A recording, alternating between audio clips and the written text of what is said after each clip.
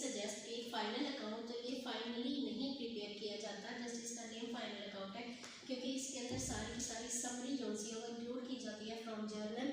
To ledger and trial balance. सबसे पहले जब भी बिजनेस की कोई भी बिजनेस एक्टिविटी करता है तो उसको रिकॉर्ड किया जाता है, पास किया जाता है into first book of entry in journal. Journal से वो चीज़ पोस्ट की जाती है इनटू लेजर, और लेजर के बाद ट्रायल बैलेंस की प्रिपरेशन से ही आप फाइनल अकाउंट तक प्रोसीड कर सकते हो। तो फाइनल अकाउंट का मेन एम जो सा है वो क्या होता है कि मैनेजमेंट आपके लिए समझती है कि जिस भी पर्सन ने अपनी अमाउंट इन्वेस्ट की हुई है बिजनेस के अंदर, उसका मेन मोटिव ये होता है कि वो उसने अपने प्रॉफिट को असर्टेन किया होता है। When a person invests his money, he wants to ascertain its profit or loss, gain or sustained by his activities or any other investment. So, for the sake of determining the profit or loss sustained by the business, management or managing person requires to prepare final account which represents all the data of your activities, of business activities.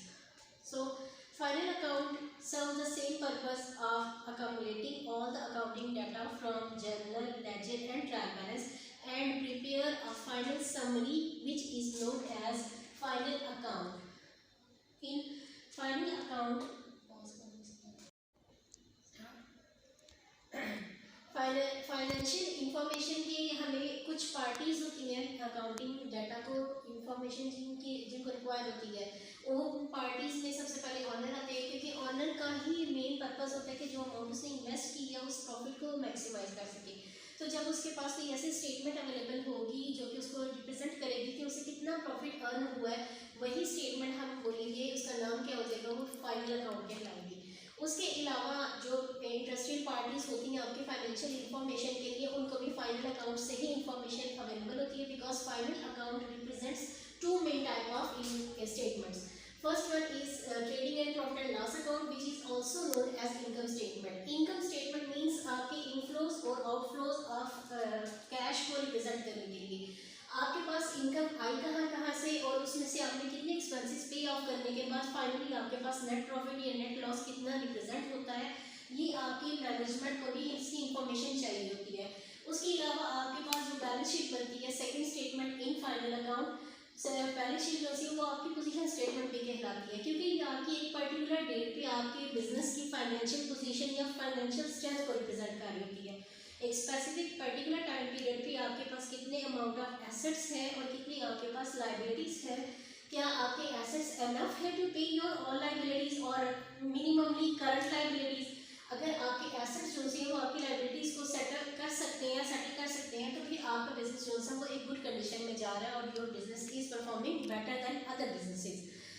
इसके बाद आपकी यही दो statements main जो है final account के लिए enough होती है। जब बैलेंस शीट बन जाती है तो ये सारी इंफॉर्मेशन कंपनीज जो सी हैं वो अपनी प्रोस्पेक्टस में रिप्रेजेंट करती है, जो कि उनका एक बेसिक लीगल डॉक्यूमेंट होता है, और वही फाइनेंशियल स्टेटमेंट्स जो सी है जैसे ही बैलेंस शीट प्रोस्पेक्टस में रिप्रेजेंट की जाती है,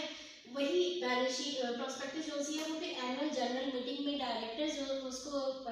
देखते हैं और उसके अकॉर्डिंग डिसीजन करते हैं फॉर फ्यूचर। इसीलिए इसे आप फाइनल अकाउंट कहते हो, क्योंकि ये it is prepared at the end of the all the books of accounts, और ये सारे का सारा डाटा अपनी प्रीवियस बुक्स ऑफ अकाउंट से लेता है। उसके बाद ये फाइनल अकाउंट जो सा है ये मैनेजमेंट के पास एक की आ जाती है कि हमने पूरे साल में ये किया क्या है, क्योंकि final account minimally one accounting year का बनता है, और ये फाइनल अकाउंट जो सा ये फिर डिसीजन मेकिंग के लिए बेस बनता है, ताकि फ्यूचर में होने वाले बिजनेस एक्टिविटीज़ या बिजनेस ट्रांजैक्शंस को हम लोग कीनली ऑब्जर्व कर सकें और जो हमारी अवॉइडेबल कॉस्ट है उसको रिड्यूस कर सकें, और फर्दर टाइम पीरियड के लिए हम प्रॉफिट में ही जाएं। अगर इस साल कोई लैकिंग रह गई है तो उसे नेक्स्ट ईयर में कवर अप किया जा सकता है।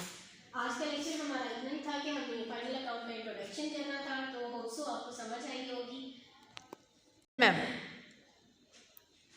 ओके स्टूडेंट्स, होप सो आपको इस आज के लेक्चर के बारे में कंप्लीट अंडरस्टैंडिंग हो गई होगी। अगर आपको इसकी सही से समझ आ गई है तो वीडियो को लाइक ज़रूर कर दीजिएगा और चैनल को सब्सक्राइब कर दीजिएगा।